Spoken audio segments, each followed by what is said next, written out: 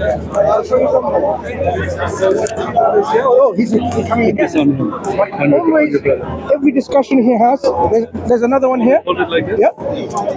There's another one here.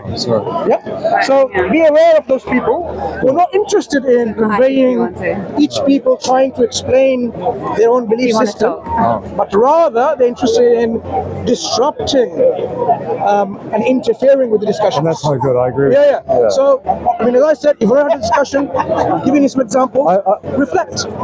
You sound very, very full of knowledge. I know a little bit. I only share what I know. You're a great communicator. I just want to say that, and I don't want to waste. I don't want you to feel like I'm wasting your time. No, I have a question. I actually agree with so many of the things you said, and it's just. I have seen that I've seen that I deserve hell more. That's how I see. Why do you say you deserve hell? What have you done that you because I've done many wrong things. Yeah. Okay. And you know what God says about people who think they have wronged themselves? What does He say? This is one of the most profound ayah of the Quran. God says, "O my slaves who have wronged themselves, do not despair of the mercy of your God. For surely He forgives all sins." He forgives all sins. And how does He make amends for my sin? Like how you need to firstly acknowledge. You need to forgive. You need to firstly acknowledge that you have done something wrong. Yeah? Acknowledgement. Secondly, immediately turn to God with sincere repentance, asking His forgiveness. And thirdly, you make the intention not to commit this sin again. So these are the three primary conditions. But there are a few others where you can say, and in addition to that recommended, in which you make amendments. If you have said something bad to someone, apologize and also make things right. Say something good. If you've stolen, give it back, and so on. Right? So these things, and the other one is increasing doing more and more righteous actions, because more and more righteous actions can wipe away the bad actions. In the Sayyid, it's like a scale, is it? Like a scale? No, it will wipe away bad deeds. So there's a mechanism that God says, look, even if you have, I want to share with you this. Yes. This is something that people don't know. I think many Christians even don't know, for example. Yes. Suppose you have an intention to do something bad. If you have that intention, you don't get a sin, right? If you do the act of that bad on that intention, you get one sin. But if you don't do it, having that intention, you actually get a reward for it. So even though you had intention and you don't do it, you get a reward. Right? So to resist temptation is a virtue. But if you do it, it's not something that you get many bad actions, only one bad deeds. Yes. Now, suppose you have a good intention. Even if you don't perform that action, you still get a reward because you have the intention to doing it. So can I just ask? Can I finish this point? And then yes, of course. Of course. Yeah. If you didn't do the good thing that you intended, you still get a reward. Look at the mercy of God. And if you did do it, He multiplies the action. What you've done, rewards in 7, 10. Sorry? Yeah, I see. Oh, sorry. I'm not. I didn't do that. Okay. You can talk about this. You can give it to them back. I don't need that. Yeah, we can go somewhere else. That's fine. Yeah. So that's what happened now. You know how He said Allah? Yeah, so your question, sorry. You know how He said Allah forgives all sins? Allah doesn't forgive all sins. Not yours. That's a lie. What's your name? Associating partners with Allah does not forgive Hamza, actually. What's your name? Mansur. Get that back to him. It's okay, just keep it. Mansur. No. Don't take something from Don't push me. Why are you pushing? He's pushing. This is our discussion, not yours. We are the one discussing. Just forget your discussion. Filthy man. Why are you pushing? No. He was here. I'm not interested in this kind of heckling. Do you want to just okay, I can talk if I want to talk. to him about I'd like to just No, over there, you're in Adam. Doesn't matter. I can talk here or there. Allah does You need not give us associated without us. worship. In fact, Yes, I'm a Christian and so is he, so I don't know why he's doing this. Bullying Christians. We need you to stop harassing and bullying Christians in the bar. The new Christians. Yeah. bullying is Jesse. harassing you. Yes, you are. You have been talking. You Don't haven't be even got a chance to say a word. Don't be his doormat. Yeah, okay, well, I'm not talking to you. yeah. I'm not talking to you. Yeah, but you're being passive I'm though, not talking to Jess. you. That's okay. No, you're But you're hearing. giving him a field. That's okay. So Jesse, can you tell this gentleman that you know what he just said? For him. There's no God after him. Me, That says, was Jesus speaking in the Old Testament. if you allow He me said, to I am the continue. first and the last. And in Revelation 22:13, Jesus said, I am the first and the last. So that was Jesus speaking in the Old So Testament. what we are Then attributes establishing that is this: divine title in the New Testament. the heckless we speak, so we have to read focus, right?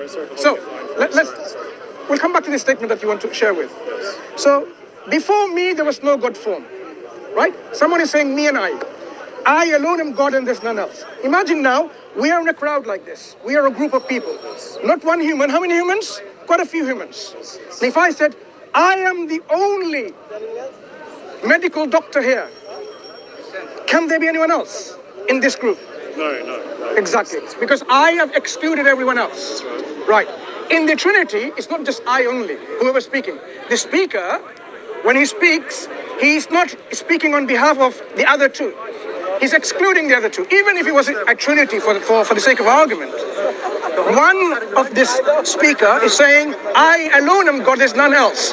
It's not saying we alone are gods and there's no one else besides us. It's using a very precise language in the first person, singular, I. So again, any Christians who are Trinitarians, they really have to battle with this clear verses in the Old Testament in which God is exclusively excluding everything else and saying, I alone am God, there's none else.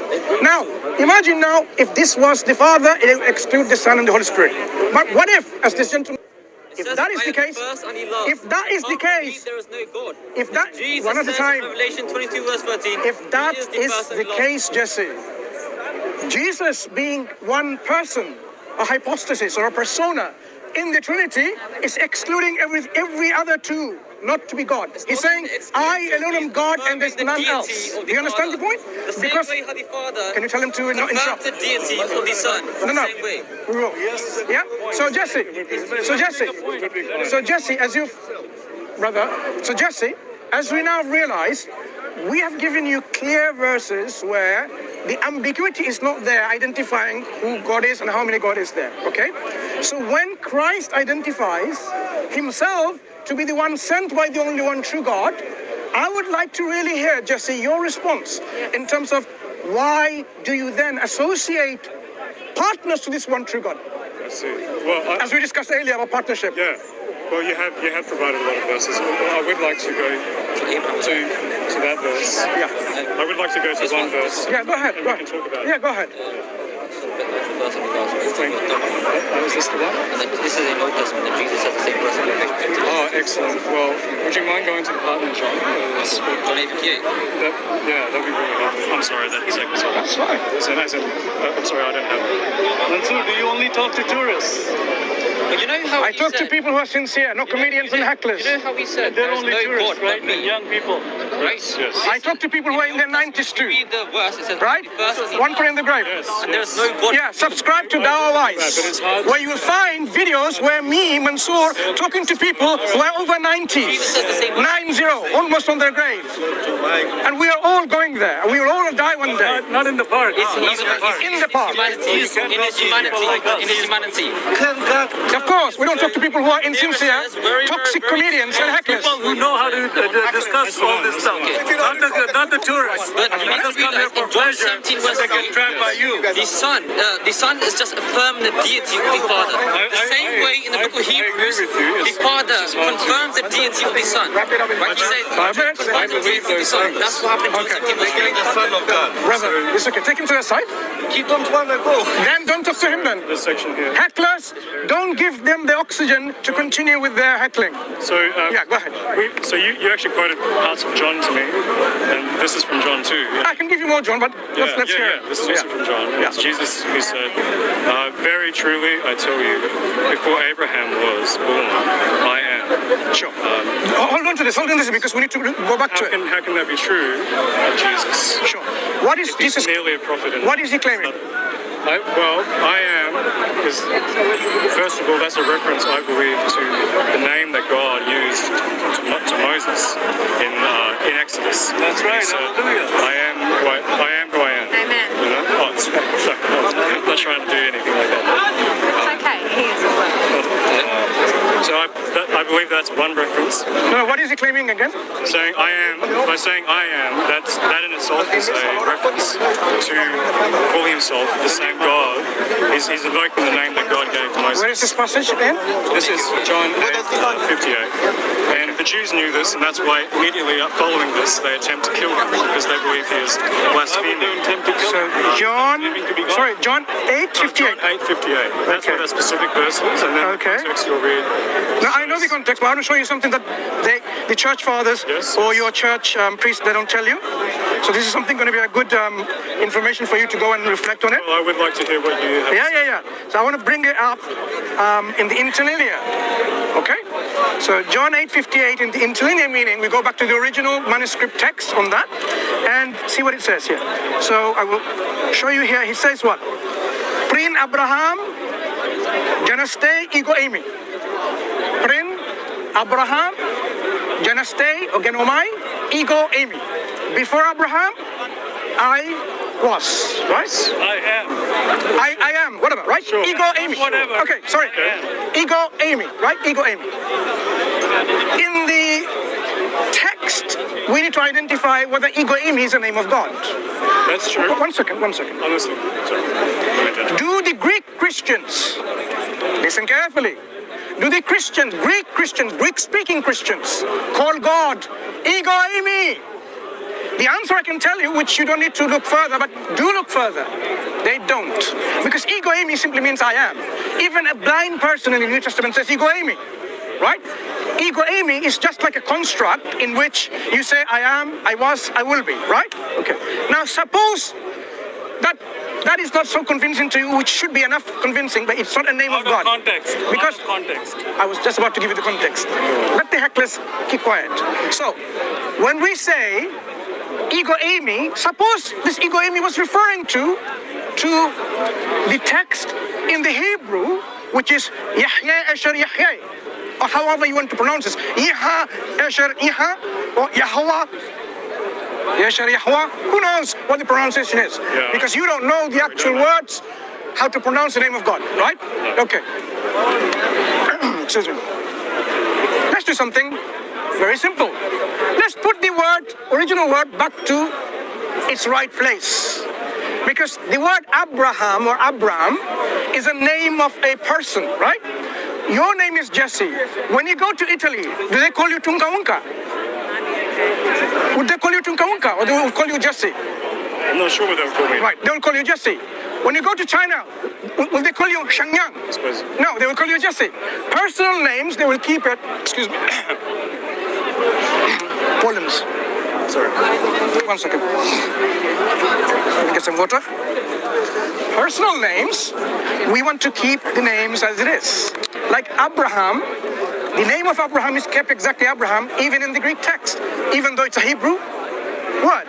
So why have we not changed the name of Abraham as Father of Nations? So, before the Father of Nations, ego eimi.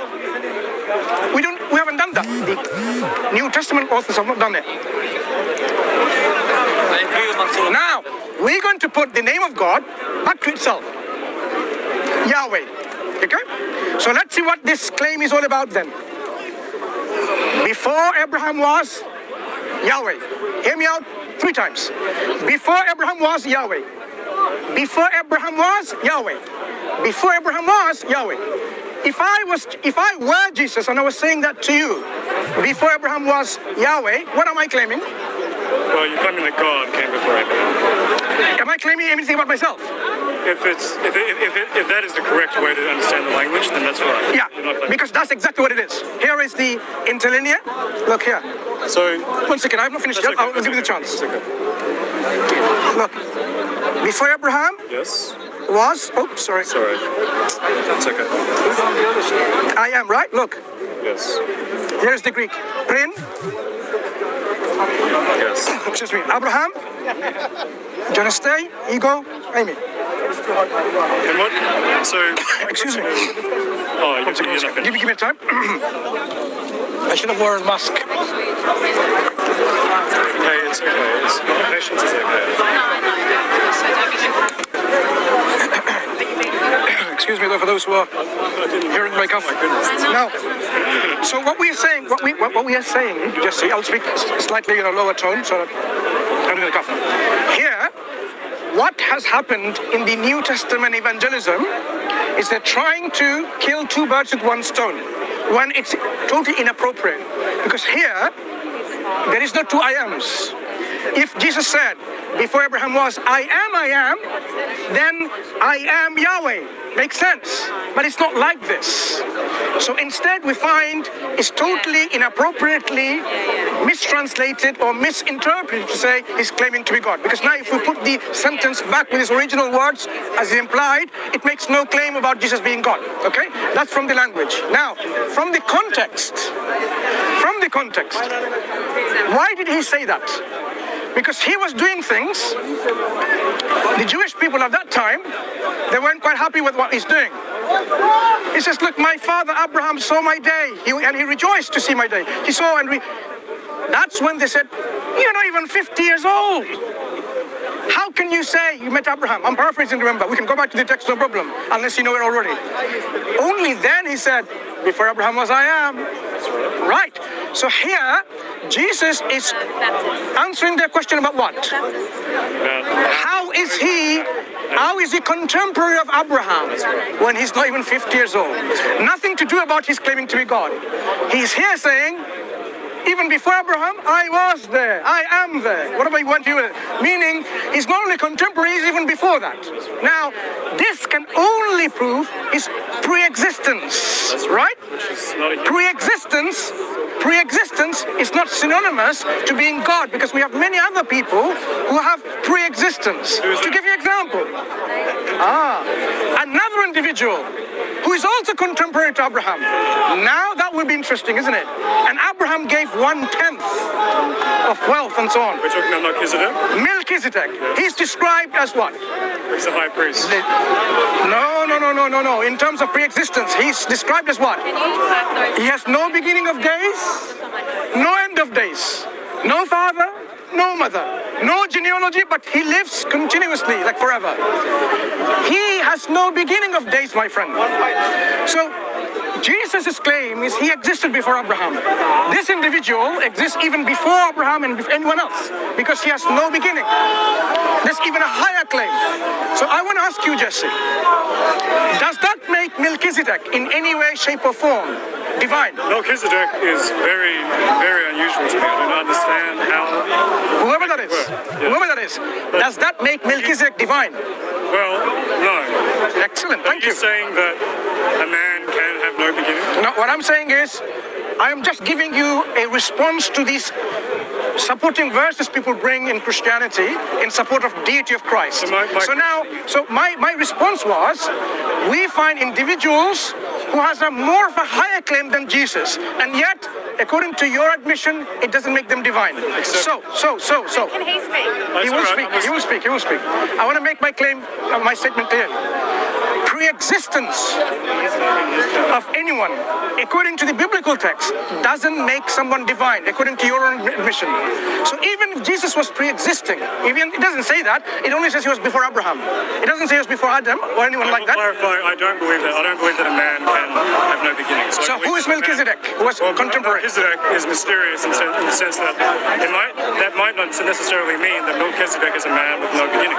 So I don't believe such a man can exist. Only God can exist. Is he God? Is he God? I don't believe he is. So he could be a poetic device. Now we cannot go to in poetry. The alternative is that Melchizedek. No. Look, whenever we're dealing with claims, extraordinary claims, we can't simply say it's poetic. We have to take literally as it says. Not always. Not always. Then that that means every single statement Christ said, I say it's poetry. He doesn't mean I'm God. Well, if you throw it out like No. But Not throwing out, Jesse. poetry is actually Jesse. written that way. In It's purposely. in arguments like this, I'm going to use every single statement that you bring. It's all about poetry. I understand that that's a cop-out. It's not a cop out. It's being consistent. So if we want to be consistent, I will be consistent. So you have no evidence to substantiate the deity of Christ because it's all about poetry. So when we go to the verses which is not poetical, that will determine to understand that. So now we realize. Yes. Well, At one point, by the way, here, it was an accused of blasphemy. Did the Jewish people, a faction of them, accuse Christ of blasphemy? yes, they did. And what was his response? What was his response? To what? What you mean? I can give you this. Mark 14:16. Mark 14:16. What was his response of accusation of blasphemy? Do you want me to? I know all about that. Chief, you have it? Yeah, I can find it. Just find it. Do you not have it? Okay. Just 14, verse like 58 to 60. I don't have the Bible. Yeah, she's gonna get it. So he was on trial. So you're mere man, you claim to be God? This is what they said, right? Yes. It's not like when you said, for what actions? What have I done? What have I, that you claim that I'm claiming to blaspheme? So, they said, even as a mere man, you claim to be God. Oh, that's a good accusation to hear, right? So what was his response? I know where you're going with this. Do you know what the response is? Well, this is in John. Yeah, what was his response? His response was that God called you gods. How can it be so There's insane? no such thing as small g and capital G, my friend. This is a manufacturing retrospective trying to water down what Christ is saying. It's Elohim. God said Elohim, yes. Elohim. It's not about small g. Well, but Elohim is created. God created Elohim. Are you the beginning? God is called Elohim. Bereshit bara Elohim. Yeah, that makes it. That does. It gets Et confusing. Shamaim. So God is called Elohim, right? So it's not as a small g. It's not a small g. So here Jesus is saying, is it not written in your law that you are called Elohim, sons of the Most High? Who's the Most High? And these Elohim are the sons of the Most High. Okay. So are they divine? Being the sons? No. Right. Because in the Old Testament, in Psalms 82, verse 1 to 6, God tells these judges, you will die like men, because they're not gods. But he presides in the assembly of El, in the assembly of gods. Do you believe God has an assembly of gods? Not gods like you. But there is a assembly. Hang on. How many gods are there? There's only one God. So when God has an assembly with gods, who are the other gods? False gods. Gods are created beings. So now you find God is presiding over other false gods, because they're not really gods. Because you cannot have Well, yes. false gods to be God. We should not. If we worship them, we're worshiping false gods. But God calls them gods. Okay? So why did Jesus bring this verse to refute them?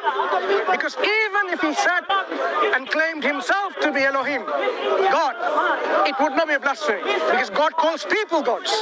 You see that? God calls people gods. So if you're one of the judges and I said, I am God. You have to be more Yep. But he said, I only said I'm Ben Elyon, son of Elyon. Right? They were sons of the Most High and sons of the Elyon. It doesn't make him God. So that means the accusation of blasphemy is debunked so utterly that they had nothing else to say. Because Jesus Christ was given the knowledge of the book of the Jewish people. God taught him the book and the wisdom and the gospel. So Christ was able to totally dismantle these accusations they brought about blasphemy. Now, the same people accused Jesus Christ of being demon-possessed and call you a madman. Do you accept the accusation to be true? Very interesting. That means any accusation people make, you can't take this accusation as to be the claim of the individual who's been accused of. Let's help clarify what they thought Jesus was saying. But they're only accusing. They accuse Christ to be madman, demon-possessed. Right. But you'd say the accusation is false. But you would say the accusation is false, right? I say that that accusation that he's demon-possessed is false. Yes. And what about that accusation about That he's blaspheming? claiming to be Jesus, that he's claiming to be God. Yeah. Well, I think that because it happens right in the passage where he says that he was before Abraham, I would like It's not the same passage. I'd like to get back to It's not the same passage. A different passage. I'm talking about when they threw him up, when trying to... Yeah, but here Jesus responded and he refuted them. So now we have a refutation of Christ saying, I didn't claim to be God. It's not the same passage, but it is the same. No. The event, it's not about same book. We're talking about historical events. Yes. Things happened, people came and accused him. He refuted them in that event by saying, look, number one, I didn't claim to be God, but I only said. Yes. So it's why is it not registering with the Christian mind? He didn't say I'm God in any way, shape or form. He's simply saying, but I only said I am Ben Elyon. I would like to read this. Go ahead, read. You gotta hear it on the phone. You need to hear it? Okay, sorry. Go ahead. And the high priest stood up in the midst and asked Jesus, have you no answer to make? What is it these men testify against you? And he remained silent and made no answer. Again, the high priest asked him, are you the Christ, the Son of the Blessed? And Jesus We have said, 2 more minutes and then I we go. am, and you will see the Son of Man seated at the right hand of power, coming with the clouds of heaven. The high priest tore his garments and said, what further witnesses do we need? You have heard his blasphemy. What is your decision? If he was just a man, this wouldn't be blasphemy. If he's claiming to be God, it's blasphemy. What did I he say? understand, and he's saying retaliation that an accusation made by them is no proof that Jesus is in fact the Son. Thank you, Jesse. You understood well. I do believe that it is. No, he's doing it on pain of death. I know. I Pain of believe that death, he is. it's not like any kind of like confusion about what he's saying. I believe that too. No, it's in the text because he cleared it. He said, you see the Son of Man coming on the clouds of heaven. Yes. That's a reference to the Old Testament. That's right. In Daniel, Yes, where the Son of Man is the deity. Absolutely. And he's saying, I am the That's a deity. huge thing for us to talk about. Jesse, in response to this, How would you respond? Not to the accusations. What is it? What is he the saying? words of Jesus. What is he saying? I am, and you will see the Son of Man seated at the right hand of power, coming with the clouds of heaven. Sure. Is he saying I'm God? Yes. I believe that. Yes. So if we go to listen, Are you a son of man? Oh, no. That's the Before you question go of God. He somewhere else, in I here, am not the Son of Man. no, there is no such thing as the son of man or a son of. There is. I'll tell you why. Is God a man or a son of man? Well, Jesus. No, I'm asking you just a simple question. Is God a man or a son of man? God the Father is not a man or the Son of Man. Right, God. God is God. Is he a banana? Is he a turtle? God. No, God is God. God is So God. God is God. Jesus is No, God. this is. Let's understand something. God has a class or a category called God. Yes. In that category, human beings don't fit. Trees don't fit. Elephants don't fit. Bananas don't fit because it's a different category altogether. God is always going to be God in this category. He doesn't diminish himself from being God. Jesse? God doesn't diminish himself from being God. He'll always be God like he always was God. He always is God. That nature of God will never change. The moment you say God is a man, you are now incorporating a different nature. Now I want to ask you, Jesse, did God lose some of his divine nature? Did he lose some of his divine nature? No. And so it's not. So did he add something, an external nature to his divine nature? He incarnated into it. Did he add to his divine nature? No, I don't believe. If I have a cup which is full, you can take something away from it to put something in there, right? But if it's already full, you can't add anything to it. If God is already fully God, and you add a banana, you can't add to nature God because it's already complete. You can't add a nature of a human being and say God took on another nature. It makes simply no sense. Let me explain to you why. If you are 100% something, like knowledgeable, right? Knowledge. Can you add any more knowledge to it? No. So when you add... Just give him a second. Give him a second. Listen. So overall nature changes. Overall nature changes. He's asking him. Don't give me too many suggestions, right? Let me handle as I can, okay? That's fine. We don't want to overwhelm him too much. Is that okay? No, I'm saying don't overwhelm him too much. Let him take things slowly. Okay. Because angels Okay. So let me wrap up. How did he know that? If I ask him that, Right. that changes my mind. It's not Okay, Jesse, enough of distractions from hecklers. So now, when you have something complete, the nature of God is such that He's a complete God in every way, shape, or form in His divinity. He does not lack anything. He doesn't lack knowledge. He doesn't lack power. He doesn't lack glory. He doesn't lack any of His divine attributes, right? So, if you add something to it, what you're doing is you are adding something which is. Jesse, I'm not here. I didn't want to have a giant argument. Thank you, Jesse. I just wanted to be able to. Jesse, I didn't realize. smart man. It's okay. It's okay.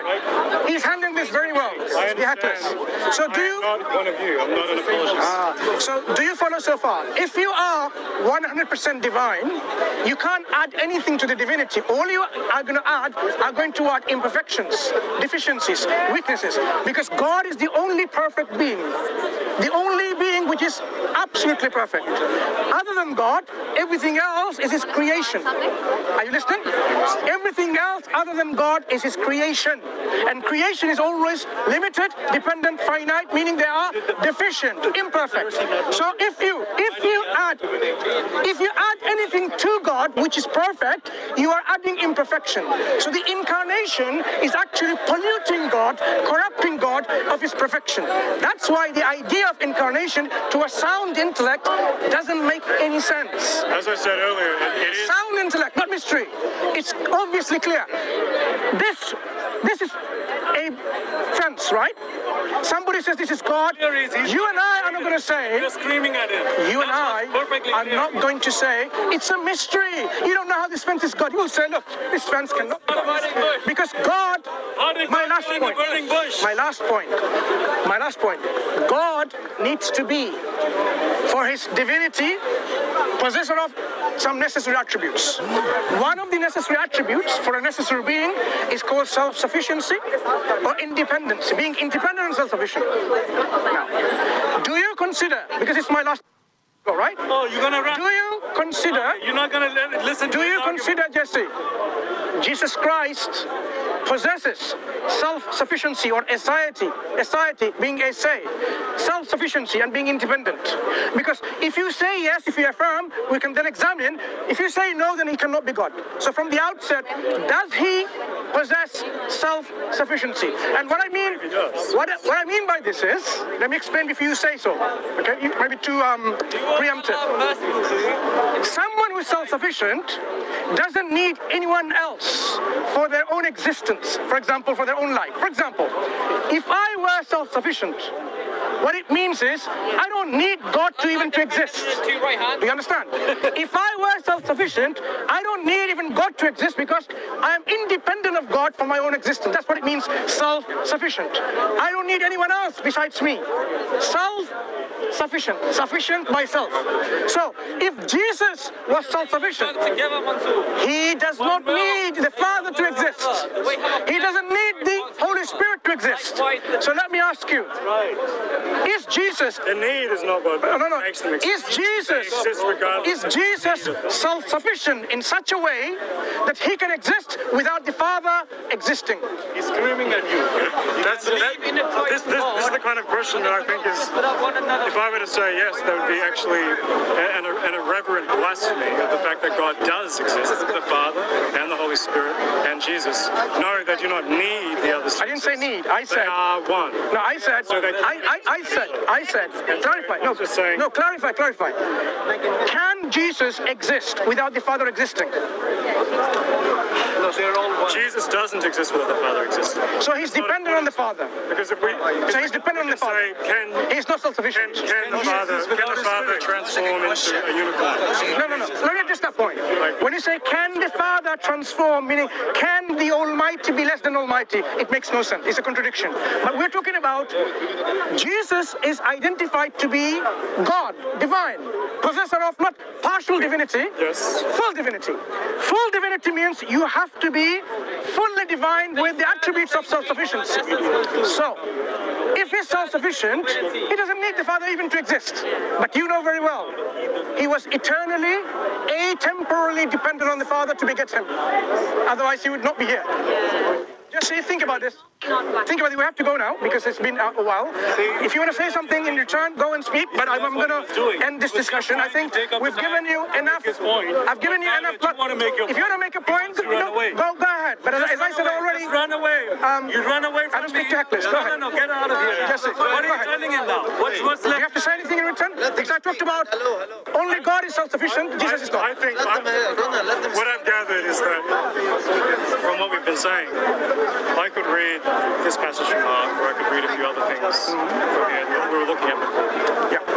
And it's not going to change your mind, probably not many other people's minds.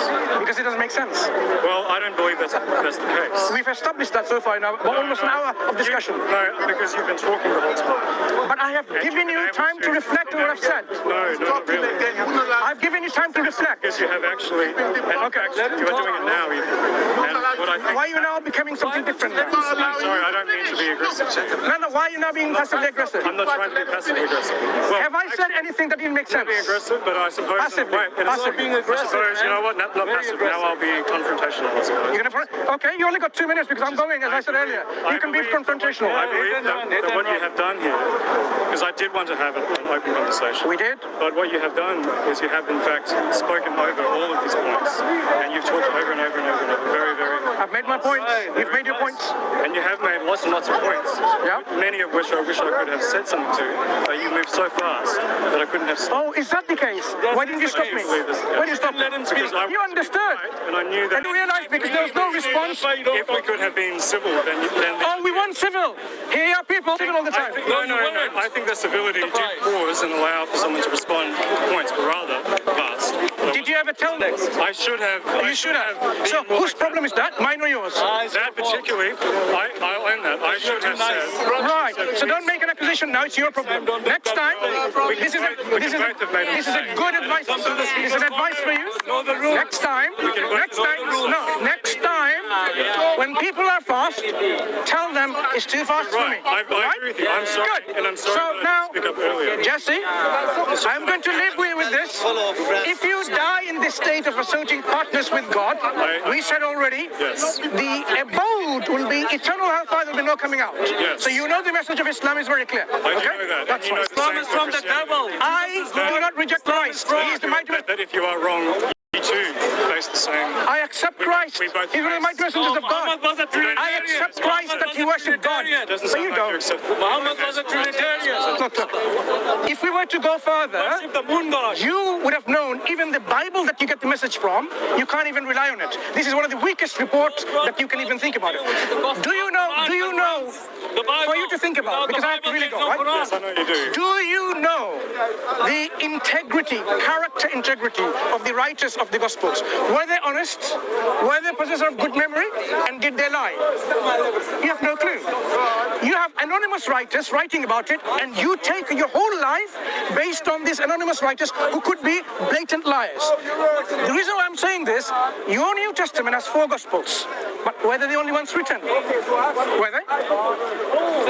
They weren't. I think if we're about to finish, Okay. what I wanted to say, you believe in God and I do too, but I believe in Jesus. We're not going to be able to talk to each other. We have talked. I have given my reasons why I reject Christian understanding. Say he's not.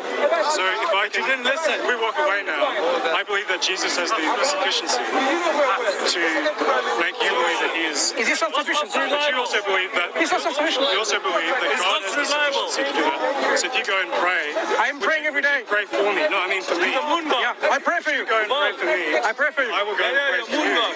And whoever, With one condition though. and God will be the judge. And his judgment will either, I hope, mercifully convert you or mercifully convert me. One condition.